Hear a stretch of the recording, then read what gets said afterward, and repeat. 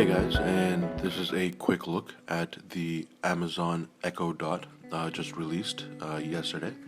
So it's basically a smaller version of the Amazon Echo, which anyone who has the Dot is familiar with because that was the only way you could order it. So basically, the box itself just lists the same functionality as the Alexa. It uses the same far field technology as the older or the larger Amazon Echo, and it works pretty well.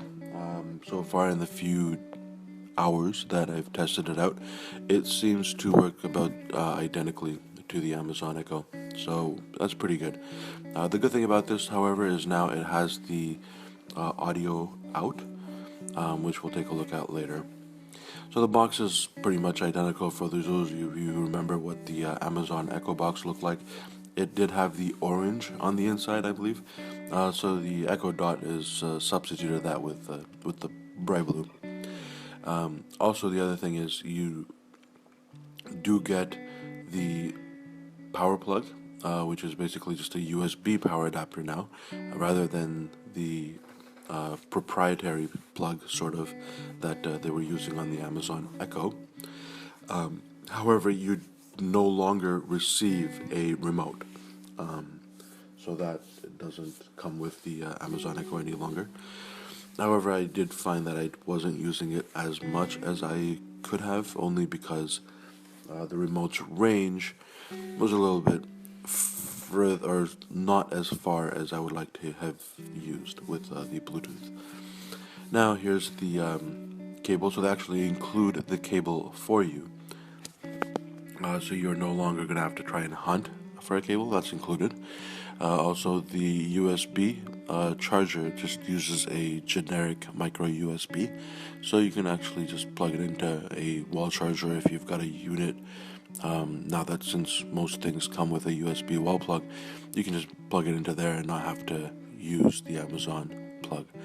The audio cables are generic 3.5 plugs, and it's not as long, but I believe it is long enough that you shouldn't have an issue plugging it in.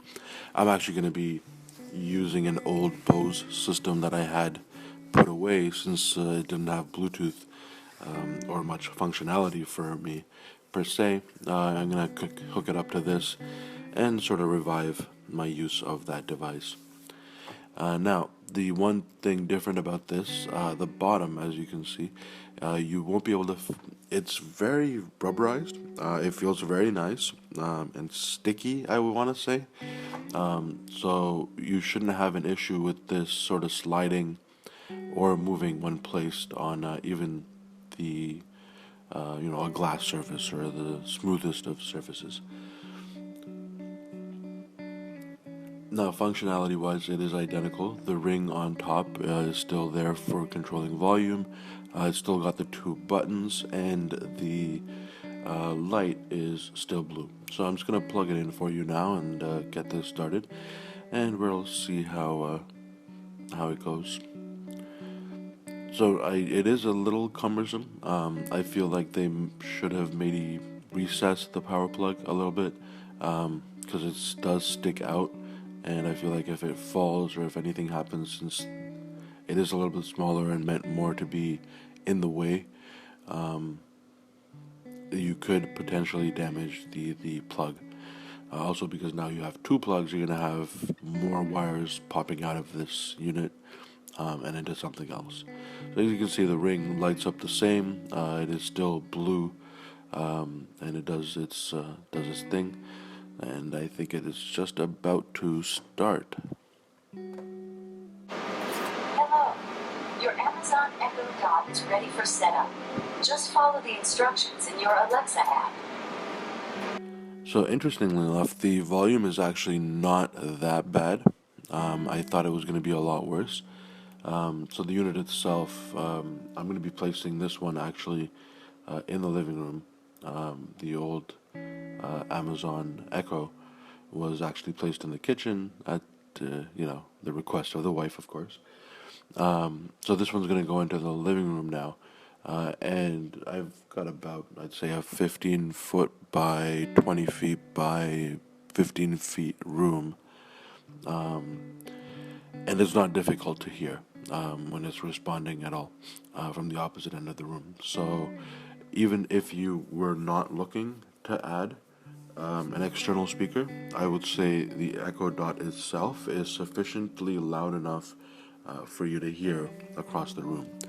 However, obviously, when it comes to playing music or anything of, you know, high fidelity audio, I want to say, the sound is not going to be that great. The speaker is a lot smaller, so as for voice, I feel it's fine. But for any music or audio, you are probably going to want to hook this up to some kind of speaker. Luckily, it does have Bluetooth built in, so you can connect it directly to that, and you wouldn't have any issues. Also, it works really well, and I haven't had any issues with the output coming through speakers. The interference is a little bit worse when I was using the external speaker connected compared to, say, the old Amazon Echo, where you could have music playing, and as soon as you said Alexa, it would respond. This, I feel, is not as responsive. It may be due to lag between the Alexa speaker playing and the speaker outputting that audio, and Alexa not being able to differentiate my voice and the speakers. However, this may be something that a future update would rectify, because all they really need to do, I would assume, is run a test to see the latency, and they should be able to get much better results. So again, it's the same setup. You basically go in, look for the Echo, connect. You've connected to Echo Dot. Go ahead and finish the setup in your Alexa app.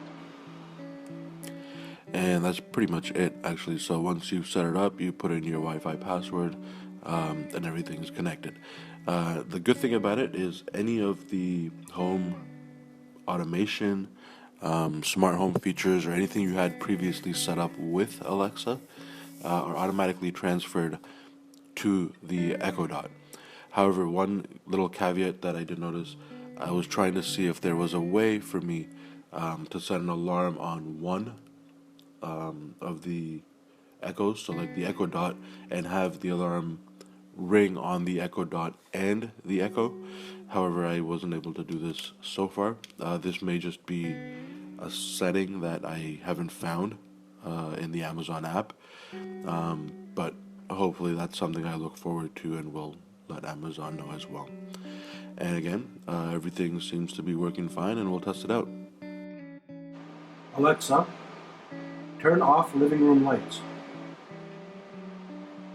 Okay.